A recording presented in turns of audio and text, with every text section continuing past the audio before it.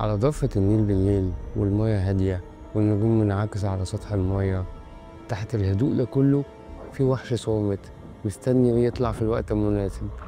عينين صفرة بتلمع جاية من بعيد، مستني الوقت المناسب وهوبا يطلع ياخد فريسته وينزلها تحت المية. وشكرا كده، مفيش أي فرصة للهرب. ده مش خيال، ده تمساح النيل، أقدم وأخطر قاتل في أفريقيا كلها. البطاطس البطاطس. تمساح النيل من أكبر الزواحف على الكرة الأرضية، طوله بيوصل ل6 متر ووزنه بتاع نص طن. تمساح النيل بيملك أقوى عضة بين الحيوانات. عضة الحيوانات هنا بتتقاس بحاجة اسمها PSI.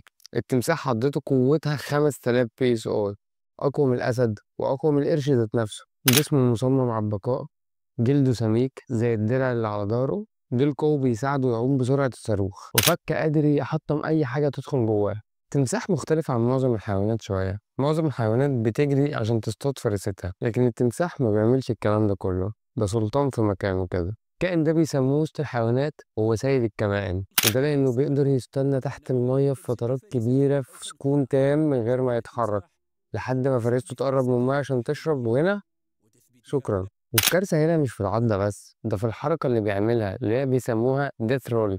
ودي بقى إن هو بيعض الفريسة وبيفضل يلف حوالين نفسه كده في المية بحيث يفتت كل عظمة في الفريسة، متبقاش قادرة تقاوم خلاص. شكرا، مفيش مفر مفيش مفر. لكن لو جينا على أخطر تمساح في العصر الحديث هنلاقيه في رواندا، اسمه جوستاف. جوستاف ده شكل أسطورة رعب حقيقية في أفريقيا كلها. في تقارير كتير بتقول إنه قتل وأكل مئات الناس على مدار السنين اللي فاتت دي كلها، ولحد دلوقتي مش عارفين هو فين. لدرجة إن الكرة اللي كانت عايشة على قرب ضفة النهر اللي هو فيه كانت عايشة في رعب حرفيا. والموضوع مخلصش على هنا، الرعب اتطور بكتير والناس عمالة بتموت، لدرجة إن الجيش الرواندي بذات نفسه حاول يصطاده مرة بالرصاص مرة بالشبك، ينسبوله كذا فخ. كل ده فشل. على مين؟ على بابا. أنا مين؟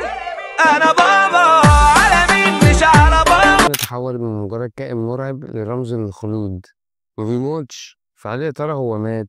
لسه عايش؟ تورثته الأجيال؟ محدش عارف. فأنا عايزك كده تفهم إن التمساح مش مجرد حيوان من الزواحف كده وخلاص، لأ، ده آلة صيد من ملايين السنين.